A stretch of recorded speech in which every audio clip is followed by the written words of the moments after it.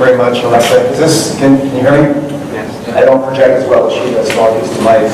Thanks, Alexa. Thank you so much to the Alliance for Animals and the Environment, for the organizers of this great Vegan Fest, for everybody who's made it possible for me to be here. I love the irony that I'm talking in Dairyland, and I'm going to be somewhat critical of dairy. But when you see my message, you'll understand why. I hope that doesn't happen too much. I'm just stay away from the electronics. Several years ago, I sent an email to a bunch of friends with a link in it to a factory farming video, and I asked them what they thought of the imagery in the video. And I got back sort of a wide range of responses that you might expect.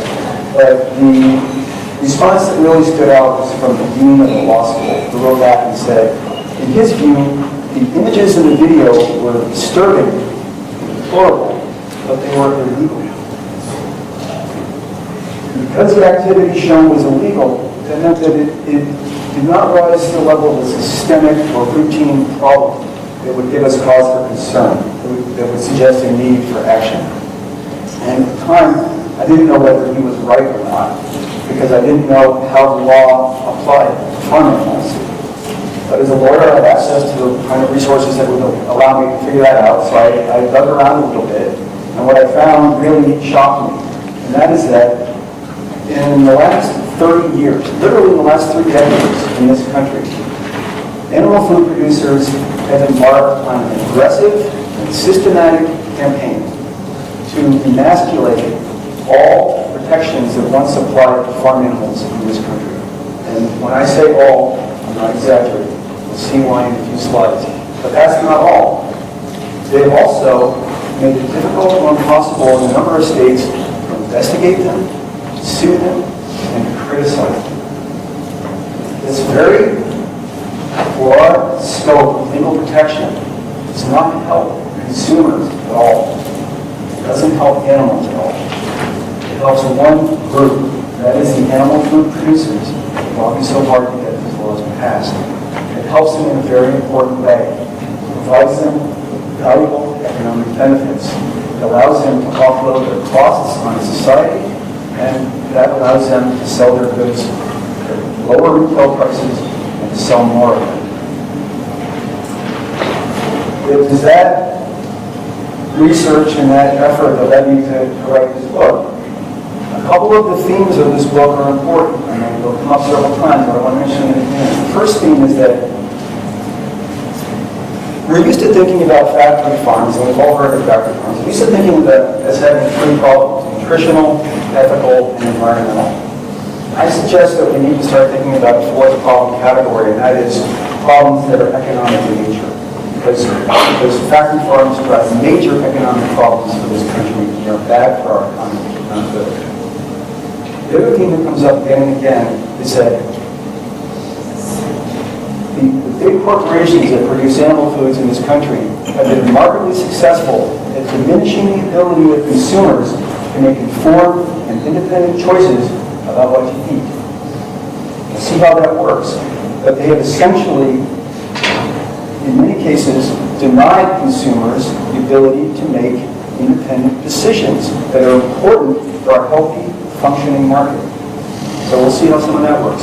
I'm going to talk about 3 things today, about 40, 45 minutes. First, an overview of the ways that animal food producers influence consumer behavior. Second, I'll look at some of the economic consequences of that very heavy influence. And third, I will suggest a couple of solutions to some of those economic consequences or problems. Before I start, how many vegans do we have in the room? Super. Vegetarians? Meat eaters or omnivores? Great. You're my main audience. I'm thrilled that the rest of you.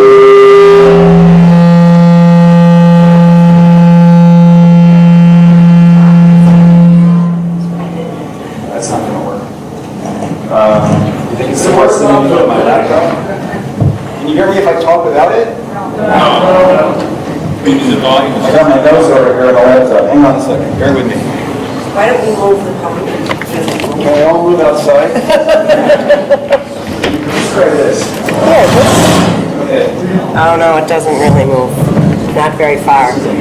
It's corded, it's got cords connected to it. And the volume is this one.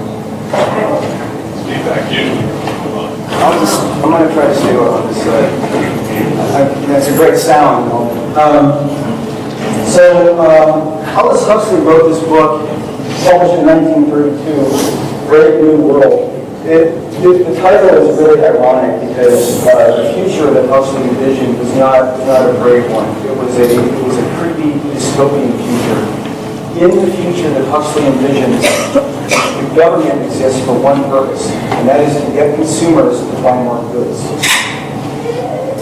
Government accomplishes this objective in this novel through a variety of ways, that include getting people drugs and some other things, but most significantly, through a very aggressive campaign of messaging. It's constantly bombarding consumers with messages.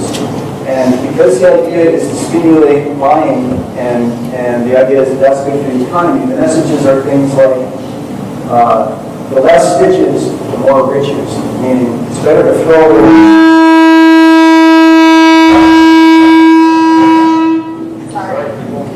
I'm sorry. Maybe is the sensitivity turned up too high? Can you turn that down a little?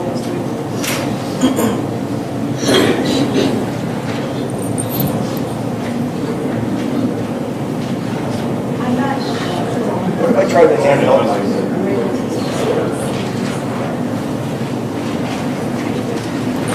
Turn on the mic. It's not. It's closer. Yeah, because it's not too loud. Yeah. So it's low loud. Okay. Down or It's up? stressful for me if it's for you. How is that? That was the volume. Okay. Okay. So we've got these messages: the less stitches, the more riches. Endings better than ending.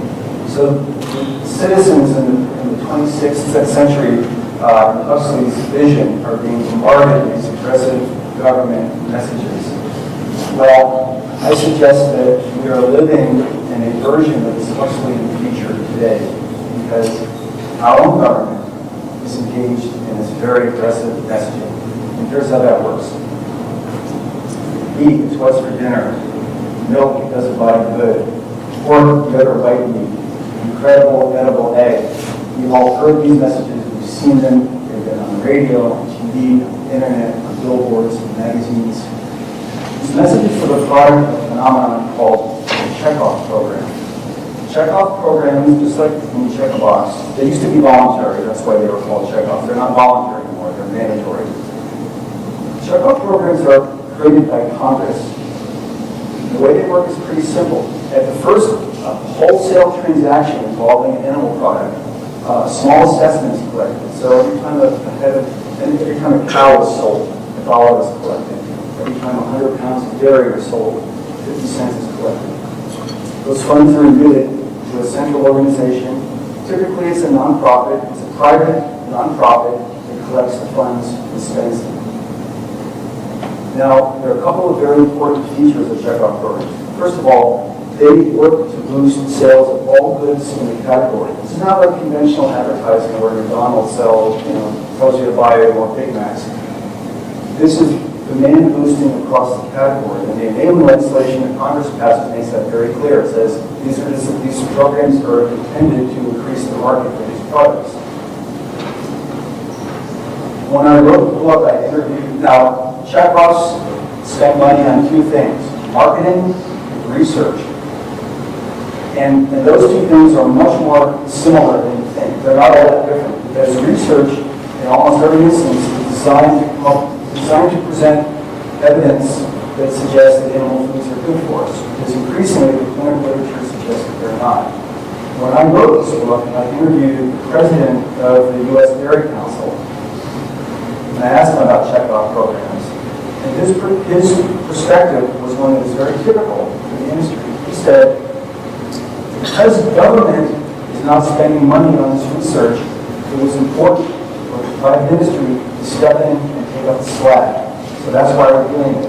So this is a very important point. Industry makes a big point that check-off programs are a private endeavor. The government is not involved as far as they're concerned. And for that reason, they're spending their own money. We shouldn't be concerned. However, that's simply not true. In 2005, some beef producers were being forced to participate in a beef message they didn't like, brought a lawsuit. They wanted out. And in a very important decision, the United States Supreme Court said they did not have the right to opt out because, according to the U.S. Supreme Court, when a checkoff program speaks, it speaks the message of the United States federal government. The checkoff program speaks government speech. So when you hear beef, it's what's for dinner. Literally, that is the United States federal government telling you more beef. Are you with me? Yeah, can you pull it closer up? That background noise is making it really hard to hear you. Okay. Okay, great. I was just saying, you can hear up here, but I have to call now and find a chair up front. So I think the first very important feature of this program is our government that is behind them. The Supreme Court found that because the United States Department of Agriculture, the USDA, is responsible for appointing the leadership of checkoff programs, for monitoring and editing, and in some cases vetoing their messaging, for overseeing their spending, and for many other functions, the USDA controls the checkoff programs. When the checkoff programs speak, they speak as a matter of federal law. It's not subject to debate. This is the highest court in our country said, as a matter of law, they speak the message of the United States federal government. So every time we hear something to the contrary, we can simply dismiss it as erroneous. The other important feature of these programs is that while these assessments are levied at the wholesale level, so nominally they're level on producers in the production chain, the research shows that these assessments work their way down and end up being imposed at the retail point of sale so that consumers end up spending more on goods. So the other myth about these programs is that consumers don't actually pay this tax, but in fact, the research shows consumers are paying this tax in a big way. Now, why are we worried about these things? We're worried about them for a couple of reasons. First, they're incredibly effective. This slide shows data that the checkoff programs themselves release. So the checkoff programs are very proud of the fact that they are effective, and they want their participating industry groups to know that their funds are being spent well. So they release the data saying, for every dollar spent, we see $14 in extra sales. And you can see that in every category, there are a lot of extra sales related to each dollar. Now, 557.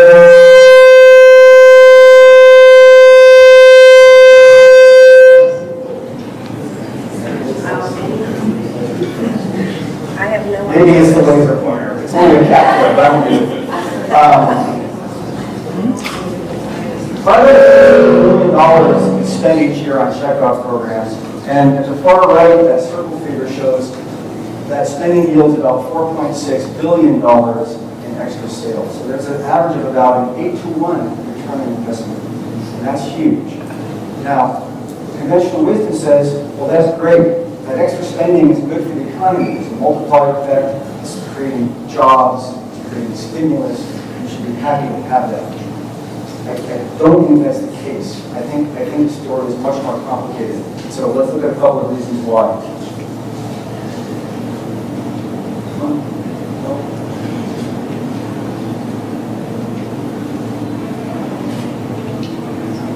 In virtually every category, Americans are already consuming more animal products than the USDA recommends we should. Bear in mind, the USDA recommends a very high level of consumption, but in every age and sex demographic, we are already exceeding that very high level of recommendation. You see that on the right side. These figures are from USDA reports. So the question is, if people are already consuming more than the federal government says they should, why does the federal government continue to tell us consume form? It's a rhetorical question. There's actually no answer, other than that animal food producers are lobbying so hard to keep these programs in place. Now, I think in this room I'm probably preaching to the choir with this, but in some audiences where there are many omnivores, some people might say, well, look, that's just too much of a good thing. These foods are good for us, so you can't really get too much. But of course, the latest clinical evidence that has emerged in the last several decades is that literally across the board, animal foods are not good for us. The reason I include this page, look, this book has over 700 endnotes. The notes are largely to published, peer-reviewed studies and government reports. This page shows some of the clinical research that shows that animal foods are not healthy. These are published in journals like the New England Journal of Medicine, the American Journal of Epidemiology, the American Journal of Clinical Nutrition. And we know that there are many causes for diseases, bless you, that include genetics, environmental factors, and diet. But the evidence is conclusive in suggesting that animal foods contribute to a heightened risk for cancer, diabetes, heart disease, Alzheimer's, Parkinson's, multiple sclerosis, Crohn's, arthritis, gout, cataracts, acid reflux, and more. So to summarize at this point, our government is telling us to eat more of these foods. The clinical research shows that these foods are not good for us. 1 in 3 Americans is obese. 2 in 3 Americans are overweight. 1 in 3 Americans has heart disease, if you include hypertension or high blood pressure. 1 in 9 has diabetes, and 1 in 25 has cancer.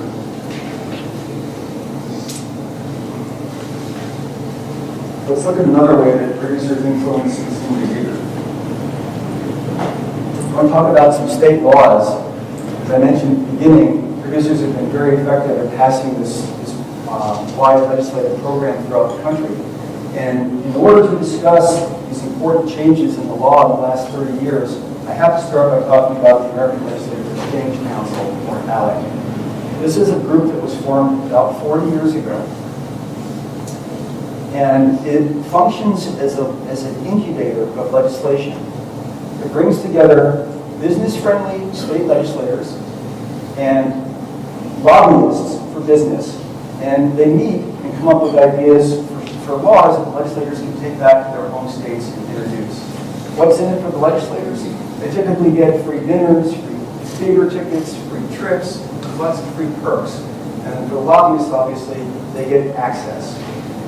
Each year, these ALEC sessions are responsible for about 1,000 bills being introduced in state legislatures around the country. And each year, about 200 of those pass. These are bills that typically are not particularly consumer friendly. They're designed to help business. Perhaps most infamously, ALEC was recently responsible for laws that passed in 34 states requiring voter identification. These laws have been shown to disproportionately target racial minorities. And of course, ALEC has been responsible for virtually all of the laws that have passed in the last 3 decades that help animal food producers. I just want to go through a couple of these. I'm talking about 5 categories of these, and I'll end up on the far right with customary farming exemptions, because I think those are by far the most important. Let me just briefly touch on these other categories. Ag laws at the left, we now have in about 8 states. We got a new one this year in Idaho. Animal rights lawyers are challenging these laws in 2 states right now, Idaho and Utah, on the basis of constitutionality, particularly under the First Amendment, but also under the Commerce Clause. And I'm very optimistic that ultimately these laws will be shown to be unconstitutional, but we do have them. These laws provide for enhanced criminal penalties for people who engage in investigations at factory farms or other animal enterprises. Food defamation laws we have in 13 states in this country. These are laws that literally say a person who defames food, which is to say something that is untrue and damaging about food, can be held liable. Oprah Winfrey, for example, learned this the hard way when she had a guest on her show, Howard Lyman, who was a former cattle rancher turned vegan, and they were talking about beef production. Oprah And of course, the judge said, "You stop me cold, I'll never eat another burger." As a result of that program, the Texas Cattle and Beef Association brought a lawsuit under the Texas Food Defamation Law. Oprah was ultimately successful, but it cost her an estimated $1 million in legal fees to fight that lawsuit. You can see that these laws, truth is a defense, the way it is in any defamation case. But you've got to pay for that defense. And you can see that these laws have the potential to chill free speech in a significant way. Cheeseburger laws, we now have, I think we've got another one this year. So I think we actually have these in 25 states. Half of the country has these laws. These laws are based on a model ballot template called the Common Sense Consumption Act. Cheeseburger laws provide that the plaintiff do not recover against a food manufacturer, distributor, or retailer based on the theory that food caused the plaintiff to become obese or to develop an obesity-related disease. The proponents of these laws are very clear that these laws are intended to prevent the kind of huge awards and settlements that we've seen in the context of big tobacco. Literally, as you may know, tobacco companies have paid about $400 billion to state Medicaid programs in the last decade to settle lawsuits that tobacco made people sick. And we now, in 25 states, have made it more difficult for plaintiffs to bring similar lawsuits against those who produce unhealthy foods. Eco-terrorism laws we have in 39 states. These are based on a model ballot template called the Animal and Ecological Terrorism Act. These laws say, among other things, provide, among other things, for enhanced criminal penalties for perpetrators who engage in relatively innocuous crimes like vandalism, theft, trespassing, when their target is an animal enterprise. So, literally any commercial enterprise that involves animals whatsoever. So a factory farm, a testing facility, a grocery store, a restaurant, you name it. When I was writing the book, I was very interested in the basis for these laws. These laws are said to be important in order to protect our nation's food system from food terrorists. Because there are all these food terrorists out there who want to take down our system. Well, Just bring it up onto your collar. under my collar. On the collar. On the collar. You think you can see it closer?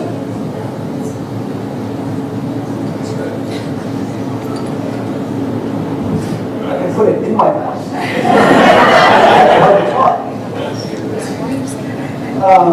So I was interested in this phenomenon of food terrorism. In the last 40 years, a food terrorism case has never made it onto the FBI. Well, in the history of the FBI's so-called list of major terrorism cases, no food terrorism case has ever made it onto that list. And I was only able to find 2 instances of food terrorism in this country. And those are in the last 40 years. One was about 30 years ago. It involved somebody poisoning a salad bar with salmonella. Nobody died. A few people had upset stomachs. Another involved somebody poisoning a sandwich with Shigella, which is another virus. Again, nobody died. We have 19,000 factory farms in this country that are churning out animal foods at an unprecedented rate.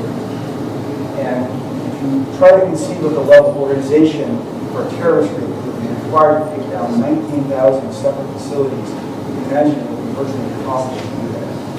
Take that coupled with the fact that there is no history of food terrorism whatsoever in this country. And you can see that these laws really serve little purpose. They're designed to prevent activism at food and animal food production facilities. Let's talk about customary farming exemptions. These are really the reason why I wrote this book. We have these in every state in the country. Something like 37 or 38 states have adopted these by statute, and the other remaining states have adopted these by virtue of judicial decision-making and what we call common law. We have them in all 50 states. Here's how these exemptions work. Every state has an anti-cruelty statute that prevents cruelty to animals.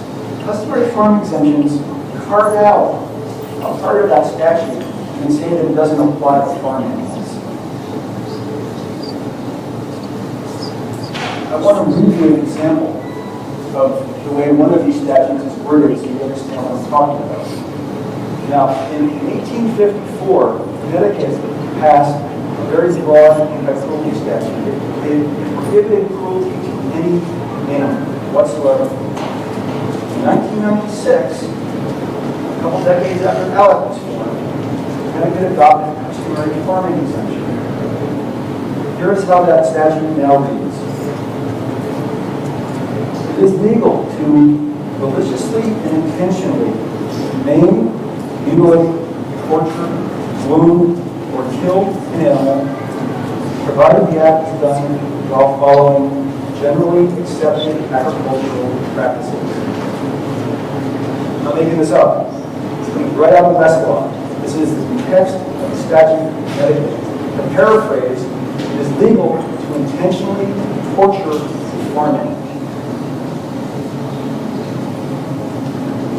I choose this Connecticut statute because the language is particularly evocative, but it's not at all unusual.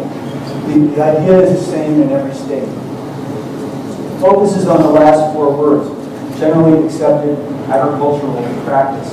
What that means is that a handful of producers start doing something, chopping off a beak, tail, ear, branding, whatever they think is expedient and cost-effective for them. Because it becomes accepted, it becomes legal. By definition, it's not cruel. This is essentially the same as saying that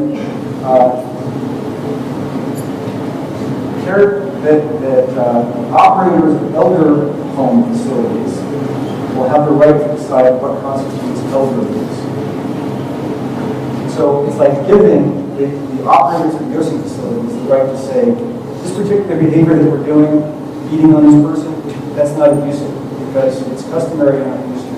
That just wouldn't fly in this country for people, but it certainly flies for animals. I wanted to just give you a couple of examples of these. Some people have seen this kind of injury, some have not. I'm not trying to disturb you, but this is taking place today, while we speak, in 19,000 facilities in this country.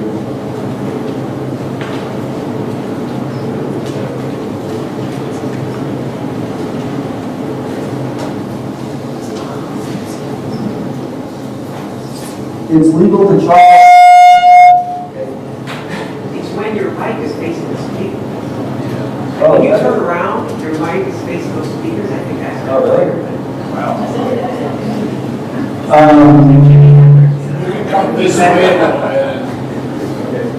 It's legal to chop off virtually any part of an animal's body, a farm animal's body.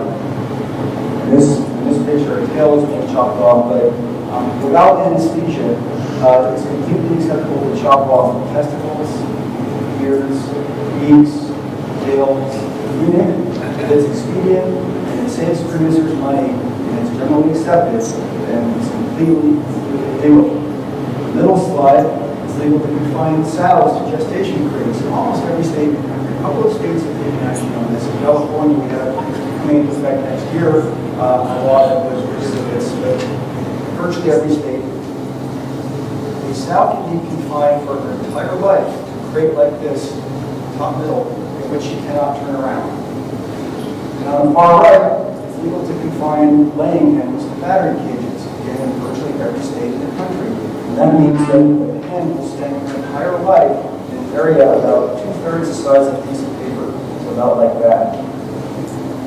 Now, there's a sort of a perspective that these practices only apply in the worst facilities, or the really bad ones, or the ones that don't get inspected. And this perspective also suggests that these practices don't apply in organic facilities, or so-called humane facilities. In fact, these practices are widespread. They're used in almost every single animal food production facility in this country, including organic, including humane. Bottom right, far left, this is a cage-free egg facility. Something like 100,000 hens are crammed into this shed. There are no windows. These hens are describe virtually every natural behavior, including dust bathing, flapping their wings, roosting, hiding their eggs from predators, etc. That is an example of humane farming. In the middle, male chicks are being disposed of. Now, male chicks are completely irrelevant in the egg farming industry because they don't lay eggs and they weren't bred to produce meat. So they can't be put to any effective economic use. And they can be killed in any way whatsoever to its expedient. They can be frozen to death, starved to death, they can be put in a meat grinder, a wood chipper, a dumpster, they can be tied in a hefty garbage bag and thrown away. That's also a product of humane farming. And on the far right, you've got a de-beaked chicken. Chickens are routinely de-beaked in both humane and non-humane farming because when they're put in these closed confinement situations, if they're not de-beaked, they will peck each other to death. De-beaking leaves a fibrotic or painful nerve ending that makes it too painful to peck each other. That's how they will do it. Now, yes. Yes, I'm saying this is done in humane, cage-free egg facilities. At this moment in this country, there is no single legal definition for humane. Now, it's possible that some farms that call themselves humane don't do this, but it's also possible that any farm can call itself humane and still do this. So, if it's important for you to consume animal food products, unless you actually raise the animal yourself, or visit the farm yourself and see exactly how they're raised, you should probably assume that they're being raised subject to these customary farming exemptions.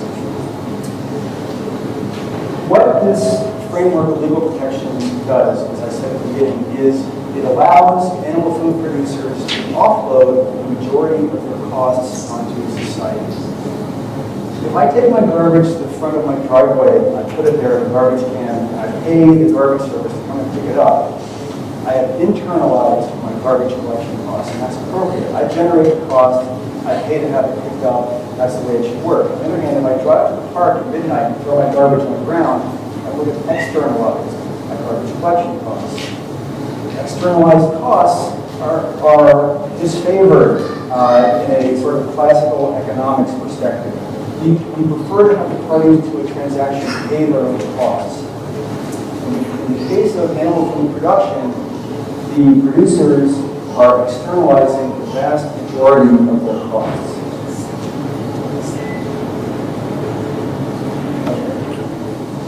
One of the things that I do in this book is I add up all the externalized costs of animal food production, and I show that they total about $414 billion each year. To put this number in perspective, it's about half of what we spend on Social Security in this country each year. It's also about 1/4 of Canada's gross domestic product. It's a big number. I don't think I have time to go into each of these categories. I will tell you that these figures come generally from published peer-reviewed research and/or government reports, and they address only that portion of these problems that is directly attributable to animal food production. There's a chapter in the book about each of these categories, and I hope you get a chance to read the book. You'll look at how that maps. Another perspective on this large figure is this one. If we take the total annual retail sales, which is that yellow column, which is about $251 billion each year, and we add that to the total externalized costs, which is about $414 billion, we come up with the total annual costs of consumers in this country of animal food production, which is about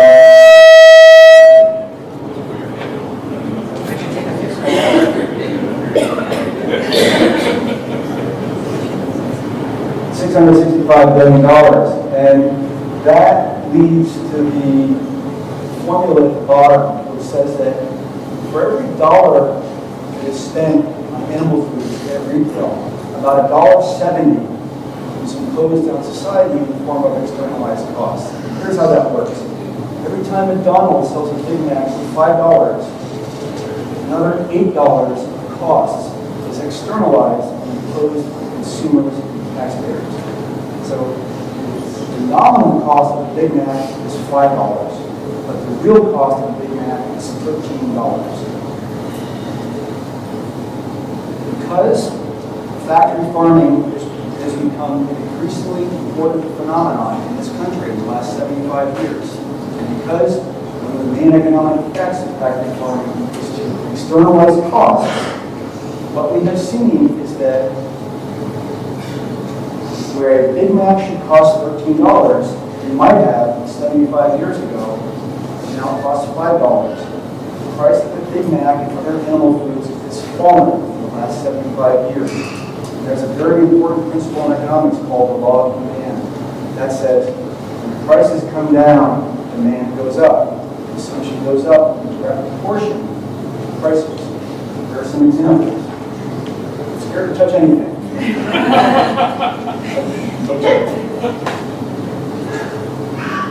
the last 75 years, the price of butter, on an inflation-adjusted basis, the price of butter is down 44%, ham is down 48%, eggs are down 69%, chicken is down 74%. The prices of animal foods, the retail prices, the prices that consumers pay at the cash register, have fallen across the board.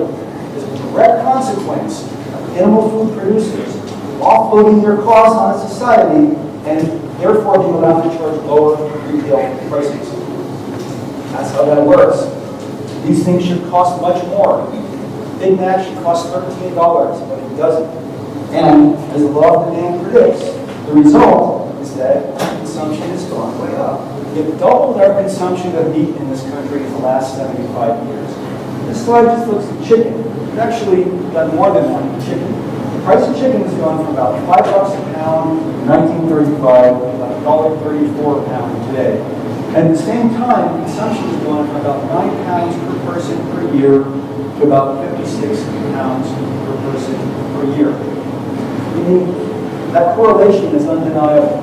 Now, there are reasons beside the price why people choose to consume a particular product. In the case of chicken, some people think that it's healthier than beef, for example. So that would explain some part of this shift. Nevertheless, another economic principle that comes into play here and helps explain this phenomenon. Price elasticity of demand, or simply elasticity.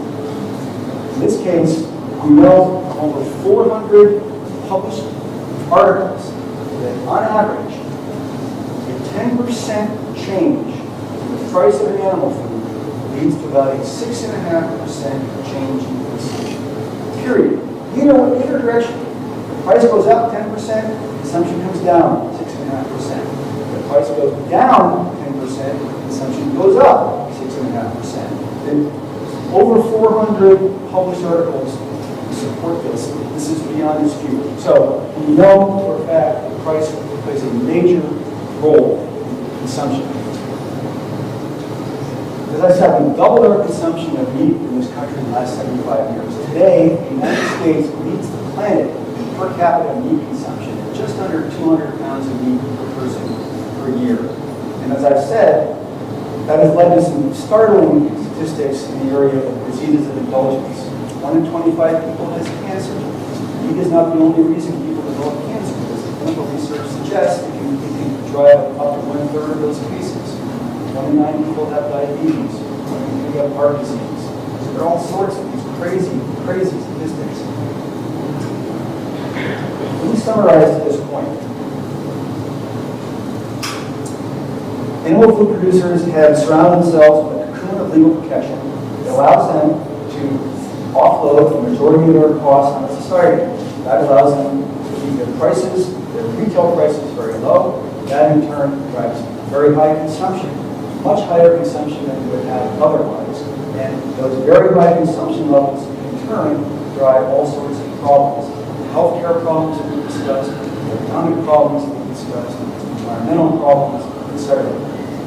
Our level of consumption of animal foods is simply not sustainable. People want to eat 30 or 40 pounds per year instead of 200. That might work, but at 200 pounds per person is simply not sustainable. Now, there are thousands of data points on this issue. Let me just throw out a few. The rest of the world very much would like to consume as much meat as Americans do. And they're trying to catch up. And when they do, this planet will be short. 2/3, again, enough land to produce the meat in order to raise the feed crops to feed the animals to produce that meat. The planet doesn't have the land to meet this level of demand. Each minute, 2 acres of rainforest are plowed under in the Amazon to provide ranch land or crop land to grow feed crops to feed cattle. That 2 acres per minute causes ecosystem damage, it threatens extinction of species, and it drives global warming because it's taking away a carbon sink. 1/3 of the fisheries, 1/3 of the commercial fisheries on the planet have been depleted, no longer produce any fish. And scientists predict that by the middle of the century, the remaining 2/3 will also be depleted. That is to say, there will be no commercial fish production other than fish farming in the middle of the century. These are major, major problems in sustainability. Let's look at some of the causes for these problems. Producing animal foods consumes a lot more resources than producing plant foods. On the far left is sort of the baseline here. That's production of plant foods. You can see it takes 5 times as much land, 11 times as much fossil fuels, and 40 times as much water to produce the equivalent amount of animal-based protein. That is why we have this incredible sustainability problem. Trying to produce and consume animal foods meet this incredible level of consumption we see in this country today. Now, a lot of well-meaning commentators have proposed solutions to these sustainability problems. I address all of these in the book. You throw out a few of them. Ecological rotation. Michael Pollan discusses this in his book, The Omnivore's Dilemma. Pasture farming, fish farming, organic farming, local farming. These are all proposed as solutions to the problem of sustainability. And show the math in the book. It shows why these simply don't work at current levels of consumption. Period. Now, other local foods are popular here, so I want to give you an example of why, in the case of local foods, it certainly might be good to support the local farmer, but you should not look at it as a silver bullet that is going to solve problems. When you look at food's carbon footprint, you do what's called a life cycle assessment, or an LCA. You look at all the phases that take to bring that food from the farm to the plate. Transportation is only accounting for 11% of food's carbon footprint. And these other categories, processing, preparation, and production, account for something like 70%. So any major swing, any of these 3 significant categories will completely outweigh and render irrelevant the transportation component or the local food component. Let me give you an example of how this has worked in one recently published study. This study looked at whether it is more carbon efficient for people in England to consume locally raised lamb or to import their lamb from New Zealand. And mg/p is megajoules per ton. That's a measurement of energy expended to produce these foods. As you can see, it's roughly 4 times more carbon efficient for British to import their lamb from New Zealand rather than consume locally raised lamb. Why is that? Because, speaking back to the prior slide, production and processing. New Zealand uses a lot of very eco-friendly methods in its production, including solar, geothermal, wind. It's not fossil fuel intensive the way England is. So these foods are lamb, at least, and some forms of dairy are simply much more carbon efficient when produced, processed, consumed, and shipped over. So, again, I'm not saying it's not a good idea to consume locally. I'm just saying local does not automatically equal carbon friendly, nor does it automatically equal sustainable. Sometimes local is by far the least carbon friendly method of production. So, see where we are.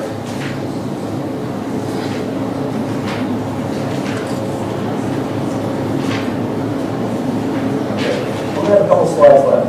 Now, I started to talk about the ways that producers influence us. I did. I said I was talking about some of the economic consequences, and I did. Now I want to talk about a couple of proposed solutions to these problems.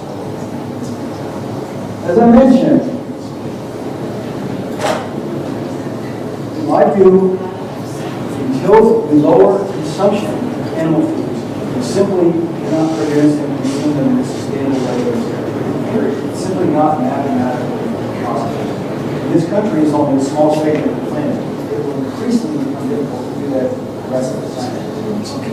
Does anybody have any idea what the average tax on tobacco is in this country? Like 10%, 12%? What would you say? 50%? The average tax on tobacco products is 72%. Now, this is called a Pigovian tax. It's named after a Cambridge professor, Arthur Pigot, who proposed that taxing a socially undesirable good like tobacco, alcohol, gasoline will yield a so-called double dividend, which is to say that it does two things. It reduces consumption and it drives tax revenue. In every case where these taxes have been implemented, we've seen just that. It's very important double dividends. Since tobacco began to be taxed in the 1950s, the consumption of tobacco in this country has fallen by more than 60%. Other programs have also been put in place, like education, but there's direct evidence to show that these taxes are very effective. What I propose is a tax on foods that contain animal products. For the sake of simplicity, I would call this a meat tax, but I would suggest that it should apply to all animal foods. I propose a 50% tax imposed at the retail point of sale. And here's how that would work. Here's some connections that would happen. First of all, because this tax would nominally tend to increase what people spend on food, increase people who are not eating, I propose a simultaneous tax credit, an average about $500 per tax-paying unit each year, that it would roughly offset the additional cost paid. So that at the end of the year, people would not see any increase in their food budget. What they would see is a shift in consumption from animal-based foods to plant-based foods of about 43%. So this tax and some other changes I propose would lead to about a 43% drop in consumption of animal foods in this country. It would also save about 170,000 human lives every year. It would save about 26 billion animal lives every year. It would allow us to return to its native habitat about 600,000 square miles of land that's currently used to raise animals and feed crops and feed them. That's about twice the size of Texas.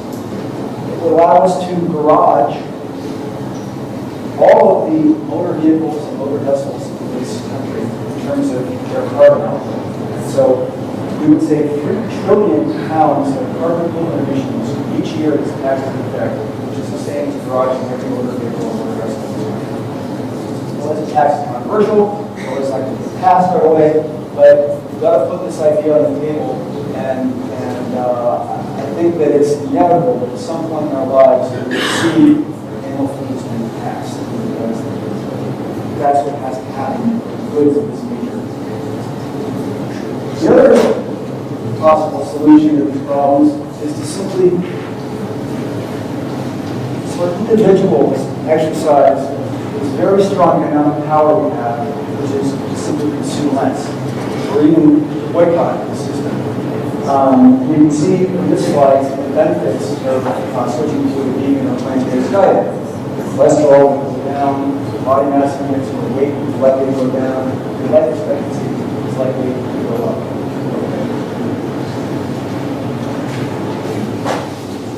Brings me to my last slide. We come full circle with Aldous Huxley, who wrote Brave New World.